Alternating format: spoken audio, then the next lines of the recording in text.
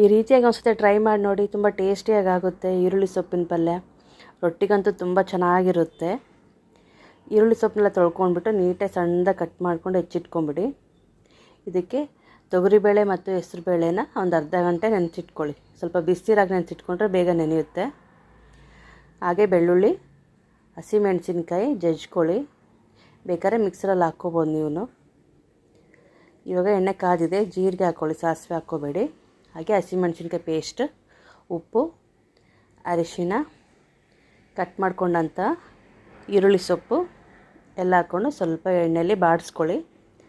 ಅದೆಲ್ಲ ಆದಮೇಲೆ ನಾವು ನೆನೆಸಿದಂಥ ಬೇಳೆಗಳು ಎಲ್ಲ ಚೆನ್ನಾಗಿ ಮಿಕ್ಸ್ ಮಾಡ್ಕೊಂಡು ಸ್ವಲ್ಪ ಹೊತ್ತು ಮುಚ್ಚಿಟ್ಬಿಡಿ, ಕ್ಲೋಸ್ ಮಾಡಿಡಿ.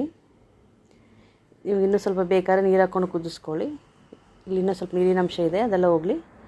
ಆಮೇಲೆ ಕಡಲೆ ಬೀಜ ಪೌಡರ್ ಹಾಕ್ಕೊಳ್ತಾ ಇದ್ದೀನಿ. ಇಷ್ಟು ಸಿಂಪಲ್ಲಾಗಿ ಇಲ್ಲಿ ನಾನು ಅದಕ್ಕೆ ರೊಟ್ಟಿ ಮಾಡ್ಕೊಳ್ತಾ ಇದ್ದೀನಿ. ಎಲ್ಲ ರೊಟ್ಟಿ ಆಗಿದೆ, ಲಾಸ್ಟಲ್ಲಿ ಇನ್ನು 2 ರೊಟ್ಟಿ ಉಳಿದಿತ್ತು. ನಾನು ಜೋಳದ ಹಿಟ್ಟನ್ನ ಬಿಸಿನೀರಲ್ಲಿ ಕಲಿಸ್ಕೊಂಡಿದ್ದೀನಿ. ಹಾಗೆ ರೊಟ್ಟಿ ಚೆನ್ನಾಗಿ ಬರುತ್ತೆ, ಜಿಗಿಯಾಗಿರುತ್ತೆ ರೊಟ್ಟಿ. ನಾನು ಸ್ವಲ್ಪ ತಟ್ಬಿಟ್ಟು ಇನ್ನು ಸ್ವಲ್ಪದಲ್ಲಿ ಚಪಾತಿ ಥರ ನಾನು ಲಾಟಿಸ್ತೀನಿ. ಇವಾಗ ನೋಡಿ ಚೆನ್ನಾಗಿ ರೊಟ್ಟಿ ಆಗುತ್ತೆ. ಈ ಪಲ್ಯಗೂ ರೊಟ್ಟಿಗಂತೂ ತುಂಬ ಚೆನ್ನಾಗಿರುತ್ತೆ ಕಾಂಬಿನೇಷನಾಗಿ. ಈ ರೀತಿಯಾಗಿ ಒಂದ್ಸತಿ ಟ್ರೈ ಮಾಡಿ ನೋಡಿ, ತುಂಬ ಚೆನ್ನಾಗುತ್ತೆ. ರೊಟ್ಟಿ ಎಲ್ಲ ಆಗಿದೆ, ಇನ್ನು 2 ಉಳ್ಕೊಂಡಿದ್ವಲ್ಲ ಅವನ್ನು ಮಾಡಿಬಿಡ್ತಾಯಿದ್ದೀನಿ. ಲಾಸ್ಟಲ್ಲಿ ತೋರಿಸ್ತೀನಿ ನೋಡಿ ಎಷ್ಟು ಚೆನ್ನಾಗಾಗುತ್ತೆ ರೊಟ್ಟಿ ಎಲ್ಲ. ಸ್ವಲ್ಪ ಬಿಸಿರು ಹಾಕ್ಕೊಂಡ್ರೆ ರೊಟ್ಟಿ ತುಂಬ ಚೆನ್ನಾಗಿ ಅಂತ ಬರಲಾರ್ದವ್ರು ಸತ ಮಾಡ್ಬೋದು, ಜಿಗಿಯಾಗಿ ಚಪಾತಿ ಥರ ಲಟ್ಟಿಸ್ಬೋದು.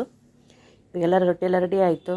ಇವಾಗ ನೋಡಿ ಮೊದಲು ಮಾಡಿದಂಥ ಈರುಳ್ಳಿ ಸೊಪ್ಪಿನ ಪಲ್ಯ ಮತ್ತು ರೊಟ್ಟಿ ಕಾಂಬಿನೇಷನ್ ಆಗಿ ಮತ್ತು ಕಡಲೆ ಬೀಜ ಚಟ್ನಿ ಪುಡಿ ಹಾಕ್ಕೊಳ್ತಾ ಇದ್ದೀನಿ.